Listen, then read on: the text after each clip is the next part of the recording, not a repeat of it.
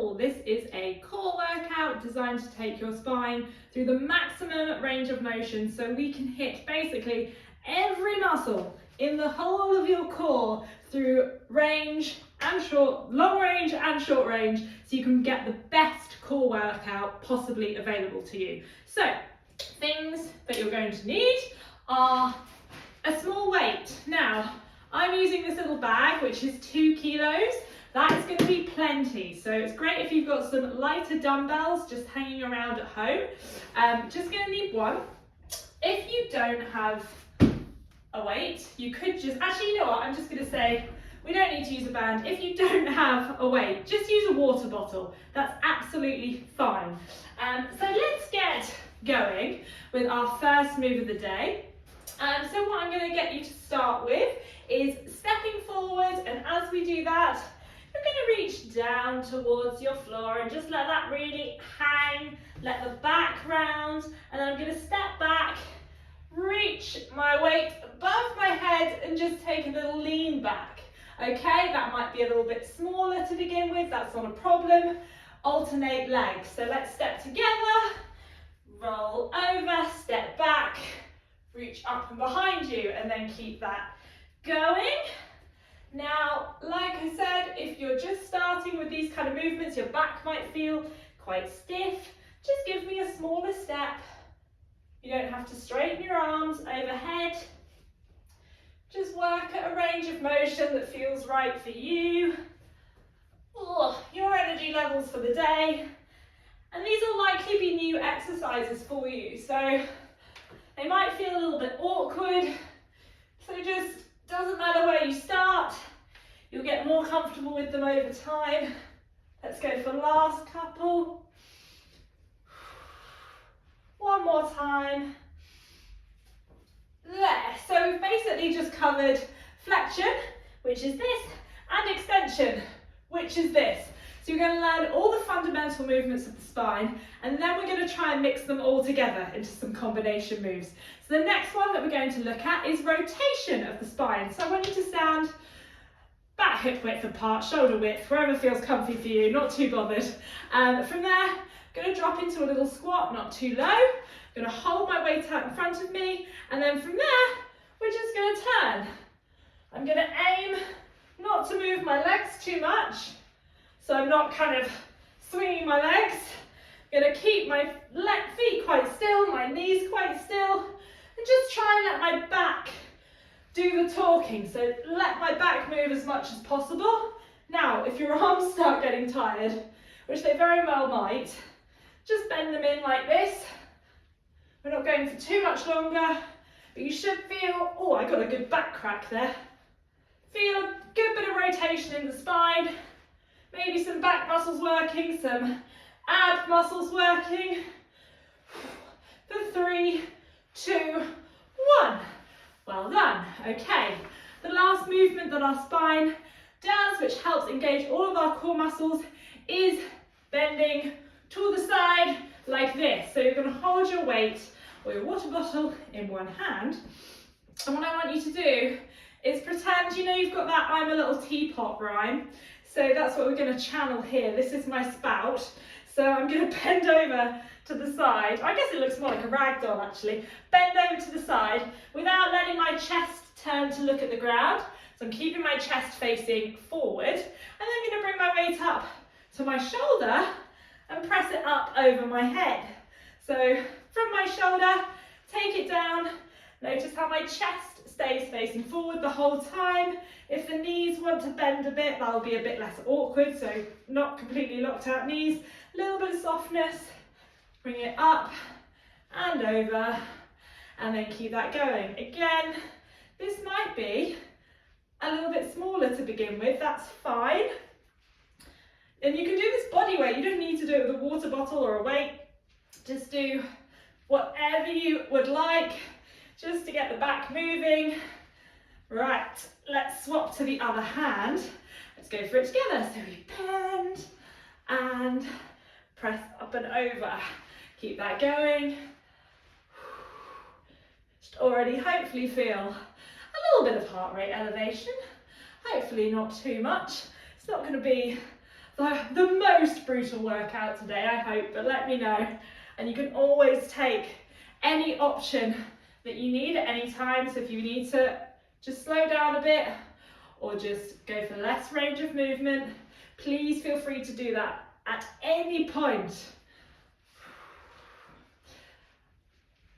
We're going to go for the last one here. And then we've basically got our four main movements of the spine. So you've got your flexion, extension, rotation, and side bend. So now we're going to start trying to mix them together into some combinations after I have my water. So the first one is going to be a step forward. And as I step forward, holding the weight in both hands, I'm going to chop my weight over the leg that steps forward. So let's just stay on the same side for now so it doesn't get too confusing. So step forward, I'm going to bring my weight over and then take it up over my opposite shoulder. So step forward and then bring it back. Let's go for that together. Now, as you can see, as I'm stepping forward, I'm bringing it down just below my knee. However, if that feels like it's a bit much, you feel like you're falling over a little bit, just aim for the thigh. I want to see your back really rounding over into that exercise. You can get nice and aggressive with that chop behind you. Last two. One more time. And then from there, oh, that was a bit too aggressive, nearly fell off to the side. Also wearing totally inappropriate socks for this. They're way too slippy. Let's do the other side. So take it up over your shoulder. Other leg steps forward. Chop below the knee if you can. About thigh height if it doesn't feel so comfortable. Another way I like to think about it is my chest coming down to say hi to my knee. So I'm making sure I get that round over, rather than sometimes what you see happen is this, where the knee is bending, but the back isn't doing that much. I want to see most of the movement coming from your core. For 2 and 1. Have a break. So these combination moves, we're using many more muscles at the same time. They will get your heart rate up faster. I'm going to take a rest between each one, so don't worry, I'm not about to kill you, and there's not that many more moves to go. So, we are staying with a bit of side bending now. So, side bend and rotation. With a little bit of flexion as well. So what we're going to do is first come back to the I'm a little teapot feeling. So we're going to step to the side. The side that I step to, I'm also going to hold the weight in that hand. So from here, I'm going to step sideways, a little bend in my knee, and I'm just going to tip down. Okay, and then bring it back. So let's just do that together. Notice how my chest is staying facing forward. I'm looking at you. Rather than bending my chest, follow that weight. So we're just getting a little bend through the side. Go for 2 and 1. So that is a little bit of spine flexion, a little bit of lateral flexion, that side bend. But what we're not getting is rotation. So we're now going to add that. So what we're going to do is hold the weight up here. We're going to step to the side. Little tip over like you just did, and then you're going to punch across your body. So let's do that steadily together. So I step to the side, bend to the side, punch across my body with the weight. All right, keep it slow. Step, side bend, punch across, and back in. Once again, if you need to make this a little bit easier, take a smaller step, bend less. You don't have to punch very much. Okay, reduce that range of motion to wherever you need it to be. Okay, and if you feel a little bit more comfortable, you step, bend, punch. Make it as big as you can. You're going to give me 2 more and then we're going to swap sides, bend, punch. It's a bit like you're trying to dodge something and then you're throwing the weirdest punch ever known to man. So let's swap to the other side. We're going to begin with nice and simple, step to the side, I'm a little teapot, and bring it back in, like so. Again, reducing the distance travelled with the foot if you need to. And last 2, chest stays forward, looking forward. And then from there, bring your weight up towards your shoulder, going through it slowly together. So we step to the side, bend, then punch across my body, and then move back in. Nearly fell over, step, bend, punch across my body. Remember to bend this knee a little bit to make it a little bit more, well, less awkward. I realise it's slightly awkward anyway. But all of these moves, as much as they feel a little bit strange, they reflect more of the movements that we do in everyday life. You don't tend to drop down into a plank or a sit-up. Maybe a sit-up, you could argue, when you get out of bed. You might do some form of a sit-up, but generally, we don't do things like planks or things that you might get in a Pilates or a yoga class even in life. What we're doing is we're bending forward, we're reaching for stuff. So this helps to prepare the muscles of your body for those kind of exercises that we actually need in real life. Okay, rest there, take a little break. Just got to get my plan up because it's decided to go onto my screensaver of my computer, which is super helpful. So, our last 2 exercises that we're going to do, you are nearly there, you've only got 2 to go. I would recommend getting a cushion because we're going to be kneeling on the floor. So if you are, my knees get grumpy at me if I don't have a little cushion under there, so feel free to add that. So, this is what we're doing.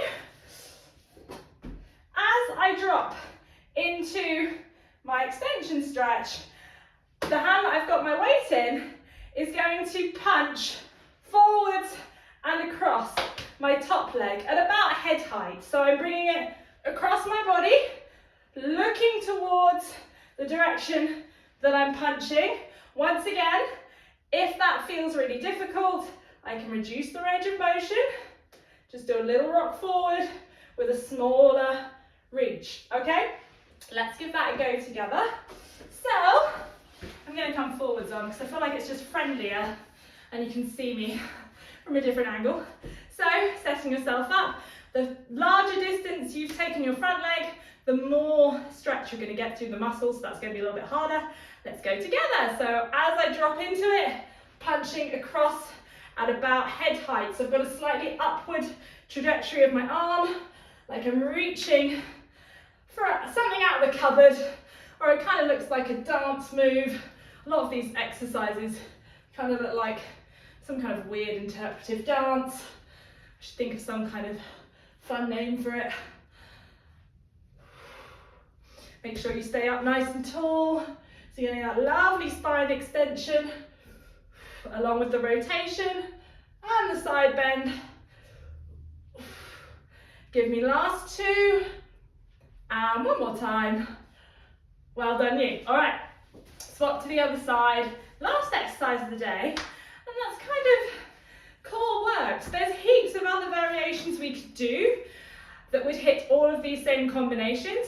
So if you want more core, let me know in the comments and I'll record you a whole bunch more variations that we could do, but this is pretty well the motions that are available up the spine.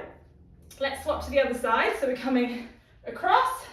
So you know that you are working every muscle in your core, so that's your back, everything in the front of the body, the sides, basically everything in your trunk. You're working them across their full range, which is going to help reduce the risk of injury. Whilst we can't prevent injuries, the more skilled we can become at different positions, the more resilient our body can be against strange forces and positions, the better we can be to be prepared for life. You're going to give me 3 more, keeping that upward trajectory of the weight, for 2 and 1. Lovely. So that